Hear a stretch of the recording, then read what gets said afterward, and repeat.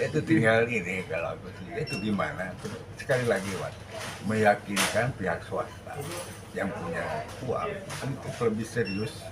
Ada gini juga ya, misalnya dari sisi investasi, investasi di dalam kesenian misalnya, saya tuh agak khawatir gini, Mbak. Khawatir itu juga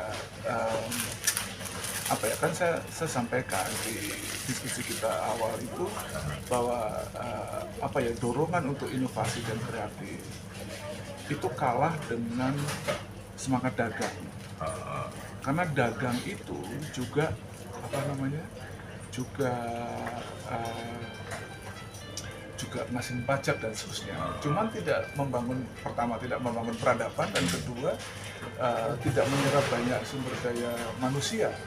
Ya misalnya kayak IKEA lah gitu ya. Berapa sih sumber daya manusia kita yang terserap di toko itu? Ya, itu kan satu ya. Dan produk kita aja nggak boleh paling dulu 5% pada awalnya, hanya 5% maksimum produk Indonesia. Itu pun dengan kuratorial yang ketat dan seterusnya gitu loh. Yang punya pasar kita, yang punya negara, punya kawasan kita kok misalnya gitu ya, ini rada jokinis ya gitu. Tapi yang aku takutkan lagi itu dengan terbukanya ini, maka swasta tadi itu boleh invest pada produk-produk kreatif dari luar, Pak. Iya kan, jadi misalnya Hollywood nawarin, ini aku mau bikin film ini tentang Indonesia, ada Captain Marvel datang dan seterusnya ini, pertarungannya di Indonesia. Wah, ini boleh ikut saham di situ gitu loh. Nah, kalau itu terjadi ya, itu kan sama juga investasi kita di produk-produk luar gitu, yang non seni. Ya kan duit kita keluar kan, satu ya. Dan tadi tidak menghasilkan lapangan pekerjaan dan seterusnya. Tapi ini juga, ya makanya memang semua investasi termasuk kesenian itu memang kita bersama harus menjaga pasar ini menjadi lebih sehat gitu loh, Mas. Supaya ada jaminan sustain kan. Tanda kutip ya, jaminan laku kalau aku mau buka galeri ya. Misalnya begitu loh, Mas. Dari pada pasar kan sudah kuat dan seterusnya gitu. Ya udah, PR selanjutnya kenapa produk luar lebih murah gitu. Lantas apa yang harus kita lakukan ya? Tadi aku bilang tadi, udah dicontoh nama Trump, boleh kok memprotek pasar sendiri, naikin pajak untuk produk luar, gak apa-apa kok sebetulnya gitu ya. Sementara dari itu didorong gitu, apa, kekuatan kualitas produk kita juga didorong gitu. Iya kan, misalnya ya konsisten aja lah bikin misalnya festival dangdut se-Asia Tenggara misalnya. Ya sebenarnya nggak usah begitu ya, misalnya festival dangdut di berbagai pesisir aja gitu. Nah, misalnya. Di Indonesia aja itu terjadi ketika kita kemarin diskusi, pernah diskusi ya soal misalnya kalau panen raya atau nangkep ikan raya gitu ya, pasar ikan raya. Kebayang nggak sekarang kalau di pesisir itu ada dangdut pantura, ada campur sari, ada macam-macam ya, ada pang Ya, pang tani ya, pang tani pertanian luar biasa itu kan. Pang tani, belum nanti ada suka ikan, ada suka bayam, suka ada seterusnya kan, luar biasa itu ya. Dan kawan-kawan itu luar biasa berusaha tumbuh dengan apa ya, dengan kekuatan tanahnya sendiri gitu loh sebetulnya. Itu yang memprihatinkan ya, ini masih cara pandangnya masih ini ya, masih agak nggak bisa lihat itu sebagai sesuatu kekuatan gitu.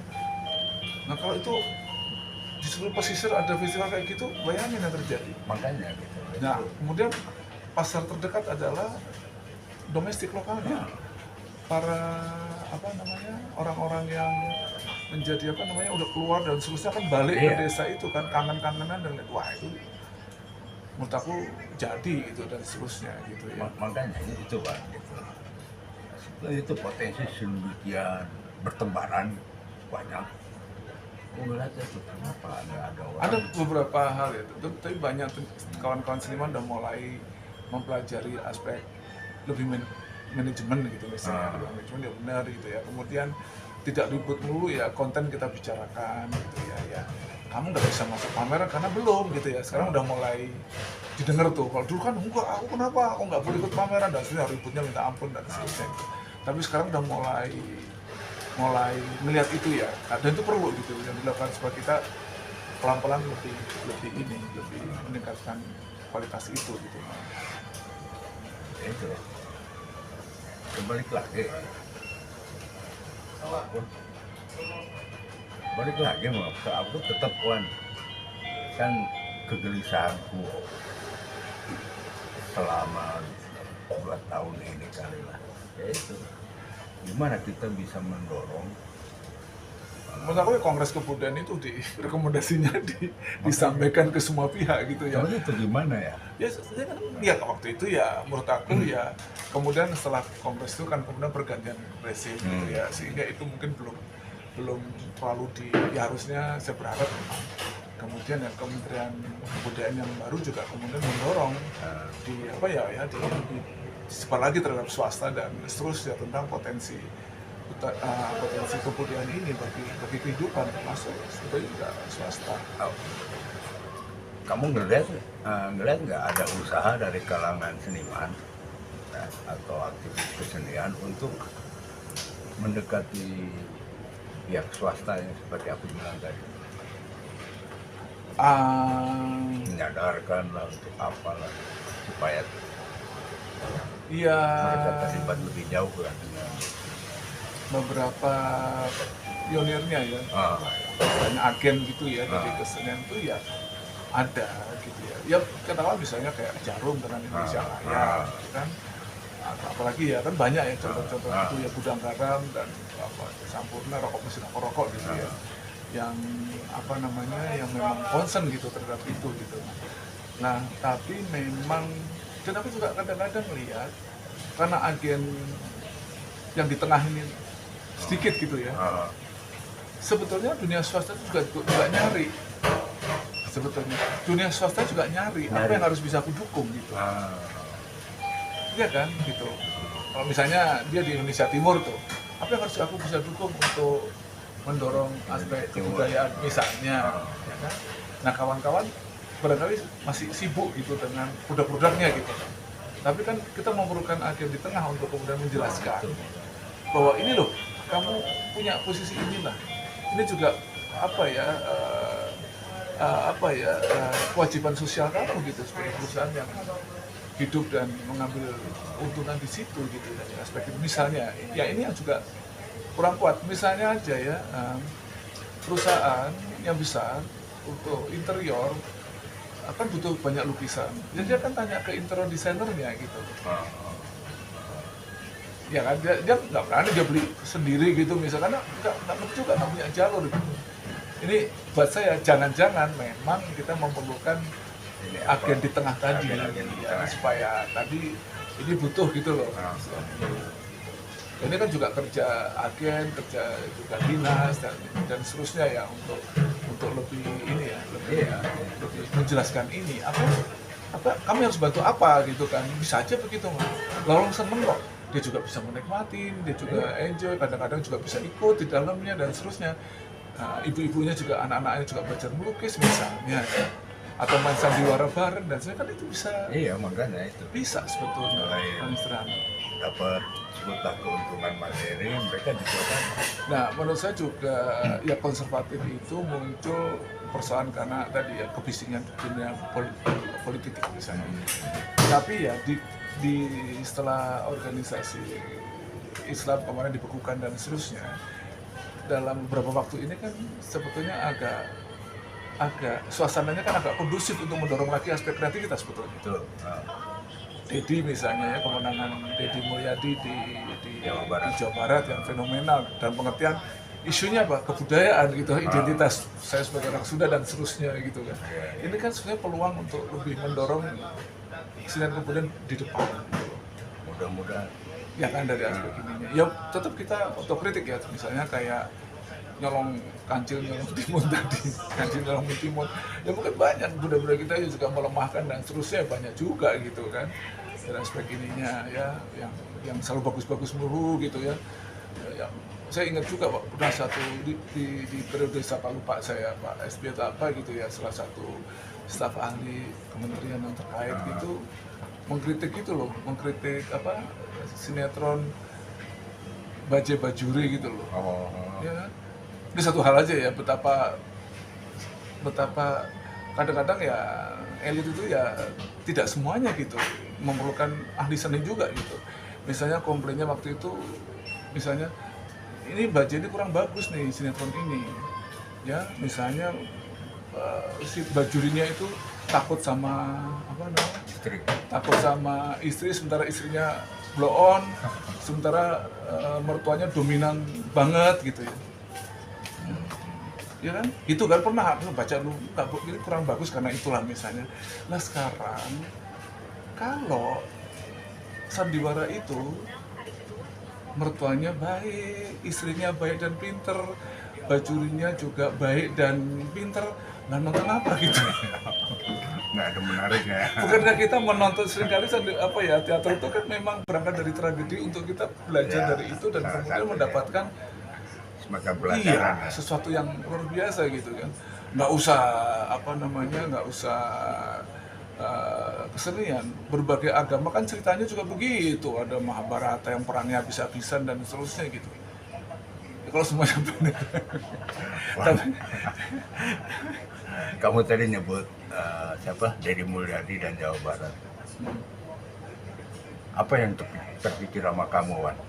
Apakah itu program atau kritik atau apalah terhadap Deddy Mulyadi khususnya dan Jawa Barat gitu. Apa yang bisa kamu lakukan lah minimal? Menurut kamu Deddy ini harusnya gini, Jawa Barat ini harusnya gini? Enggak sih, aku ya nggak bisa begitu ya. Tapi kan saya pernah remaja di Bandung, sekolah di Bandung dan berhutang lah kepada Bandung gitu. Memang si ya ITB itu memang apa ya, memang didirikan di zaman sebelum Indonesia lahir dan seterusnya, ada unsur baratnya dan seterusnya. Dan memang yang susah itu kota-kota besar di Indonesia rata-rata memang spiritnya memang kosmopolit. Dia terbuka ya, paling tidak teknologi lah misalnya itu memang nggak punya, tanda kutip tidak punya agama lah itu ya. Dan kemudian juga saya kira juga kesenian ya sekarang modern kontemporer itu pasti akan berdampingan dengan kekuatan tradisi yang juga sangat luar biasa gitu ya. Tapi seperti kita tahu tradisi pun juga punya dinamikanya sendiri. Nggak bisa tradisi itu diawetkan aja, ya nggak bisa, dia perlu seperti itulah ya. Nah tetapi saya kira Pak Deddy juga tidak hitam putih gitu ya, bahwa kebudayaan itu kemudian berhadapan dengan agama, enggak juga gitu sebetulnya. Betul. Ya, jadi bagaimana kalau agama disenikan gitu kan jadi menarik. Bukan agama, maksud saya gini, memahami agama dengan kesenian itu kan memakai unsur-unsur perasaan di dalam manusia, ya kan?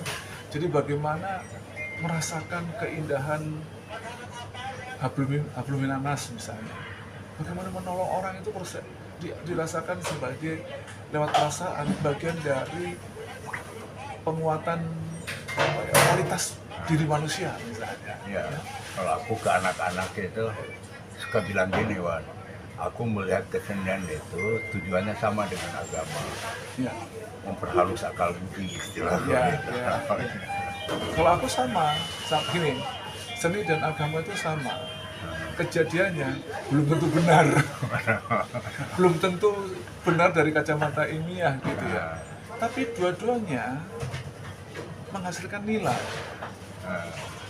Bahwa Romeo and Juliet itu nggak ada, kejadiannya itu nggak ada gitu. Tapi nilai yang dihasilkan ada gitu kan. Dan seterusnya. Nah kalau agama ya kurang lebih begitulah. Kita tahulah sebenarnya seperti itu juga. Tapi yang penting adalah nilainya.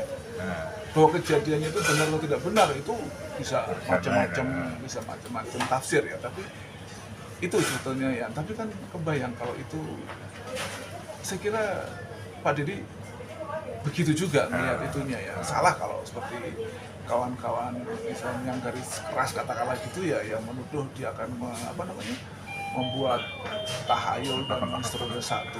Kemudian Pak Didi juga pernah menyebut soal yang bikin soal adalah nilai-nilai urban misalnya. Ya. Saya kira nggak gitu juga, gitu. Bahwa tradisi modern dan kontemporer itu saling berkawin kok sebetulnya. Bagaimana lihat di dunia desain aja ya, bahwa banyak tradisi itu juga masuk gitu ya, megamendung ya, banyak di dalam interior dan seterusnya gitu. Kesenian juga begitu gitu, modern dan kontemporer gitu. Lahirlah juga misalnya Dul Sumbang. Itu kan bagian yang tidak dikotomi gitu ya, antara seni tradisi dan dan pop musik misalnya. Ya kan Dul Sumbang, macam-macam lah, harusnya pernah bikin ini ya, dan itu nyaman-nyaman aja gitu. Dan tetap bangga sebagai sebagai masyarakat Sunda gitu. Ada kebanggaan soal itu. Kosmopolit terbuka. Saya waktu remaja akhir tahun 70-an ke Bandung sekolah karena pengen ketemu Grower dan Dr. Sujoko ketemu kemudian ya, sebagai dosen saya, dan kemudian juga Hari Rusli dan seterusnya gitu. Kenapa? Karena progresivitas pemikiran. Itu yang menurut saya Bandung harus tetap, dan Jabar merupakan pionir dari aspek, karena itu kemudian ada PDDI, Pindad dan seterusnya. Selain dulu harus progresif di dunia kesenian ya, ada STB, dan bayangin STB itu ya Pak Suyatna Anirun itu juga sama seperti BS Rendra juga kan, juga ngeblending tidak hanya rumus-rumusan teater barat tapi juga tradisinya gitu. Nah ini yang mungkin Pak Dede tidak bermaksud untuk memisahkan itu. Tapi saya kira sebaiknya Pak Didi juga harus ketemu dengan para seniman dan budayawan modern kontemporer sekaligus tradisi, supaya dia diperkuat. Supaya harus ngapain dengan Jawa Barat ini. Jadi kalau di dalam undang-undang itu kan ada pembinaan konservasi, pengembangan dan pemanfaatan objek atau produk budaya. Ada 4 itu gitu. Jadi tidak hanya pada konservasi aja harus bertahan, tapi juga tradisi itu bisa berkembang gitu. Dan memang sudah gitu. Pak Dede tinggal mempercepatnya. Iya, maksudnya pada optimasi dari kualitas itu gitu. Buat festival seni rupa, desain dan craft gitu ya. Dan juga teknologi sebagai bagian dari kekuatan Bandung misalnya. Iya. Kemudian bagaimana kawan-kawan ahli ya dari perguruan tinggi, tidak hanya SENIPA ITB misalnya dengan ISPI dan seterusnya ya, membangun penguatan bagi produk-produk juga di Cirebon, Tasik, Garut, Ciamis, Pangandaran dan seterusnya, itu punya potensi-potensi yang sangat beragam. Bogor dan kemudian Depok dan seterusnya, ini punya ragam yang luar biasa. Dan di Jawa Barat lah juga ada makamnya Wes Rendra. Itu luar biasa loh, di Depok itu Mas. Bener ya? Iya kan, jadi kalau dia bikin museum Wes Rendra gitu ya, sebagai bagian dari kekayaan merekam semua perjalanan teater Indonesia misalnya, itu sebuah nilai yang juga luar biasa. Kemudian juga penari almarhum di Cirebon dan topeng dan seterusnya, sama itu, kita tidak memisah-misahkan lagi gitu. Ya, semuanya berharga gitu. Takdir gitu ya. Iya, menarik ya. Ya itu lah. Ya zaman takdir pandai yang ribut itu udah nggak berlaku lagi gitu, semuanya jadi berharga gitu. Nah, tapi saya mendukung Pak Dede ketika Jabar didorong untuk menjadi satu keyakinan, ini saya juga nggak pas. Apalagi satu keyakinan juga satu tafsir dari sekian mazhab gitu ya. Nah ini saya juga mendukung Pak Dede lah, nggak begitu gitu, karena memang keberagaman tuh ya, apalagi untuk Indonesia dan dunia itu ya keniscayaan lah gitu ya, nggak bisa mono keyakinan, maksudnya nggak bisa. Terlebih jabat. Apalagi jabat gitu. Itu sih dorongan sukses lah Pak Deddy ya, asal selalu inilah ya, selalu menjemput. Selama ini kan selalu dia dekat dengan rakyat kecil dan seterusnya ya. Ya memang sekarang saatnya bersama wali kota baru Farhan gitu ya, ya bersama-sama mendekati para ahli seni budaya baik dari tradisi, modern dan kontemporer, dan